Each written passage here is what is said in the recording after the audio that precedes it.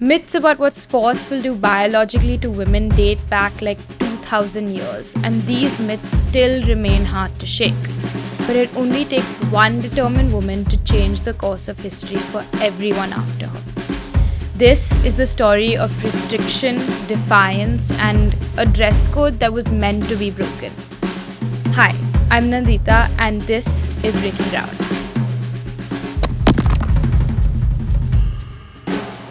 Basketball has a slightly different story to the other sports we're covering because surprisingly, it was only a year after the game itself was invented that women started playing. That simply means that its history is even richer and its tradition is even more deep-rooted.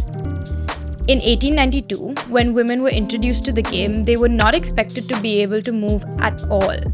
It was thought that if a woman played a sport, she would pass out and would have to be revived using some weird smelling salts. So of course, women were expected to dress in corsets and other restrictive outerwear. But did this stop them? Not at all. They played just as hard and looked badass doing it. Picture this, floor-length gowns on the basketball court.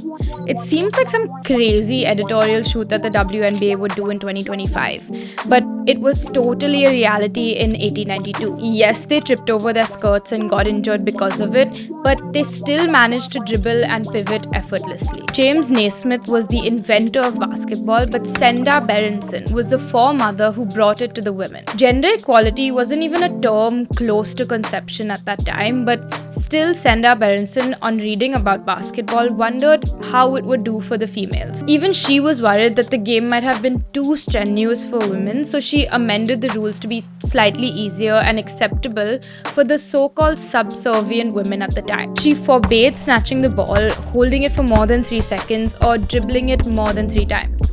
It might not seem like it, but Berenson was a very progressive woman and understood way more about equality in sports than her amendments let on. Barely 11 months after Berenson introduced basketball to women, the first official game between two institutions took place when the University of California, Berkeley played Miss Head's school. By 1895, the game was played all across the country, most prominently at Wellesley, Vassar, and Bryn Mawr. And as soon as it became popular, obviously that's when all hell broke loose. Can you imagine young ladies of the society running about, falling and shrieking in excitement? They were being too boyish, and that was a problem. So daughters were not allowed to participate, and medical doctors and physical education instructors wrote long, worried studies about the psychological and physical effects of the sport, calling for it to be abolished.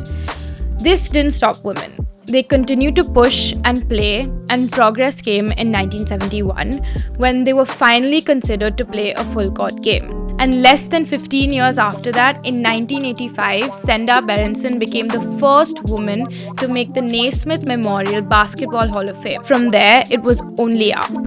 In 1996, the WNBA was founded and became the premier basketball league globally. International women's basketball also grew significantly during this time.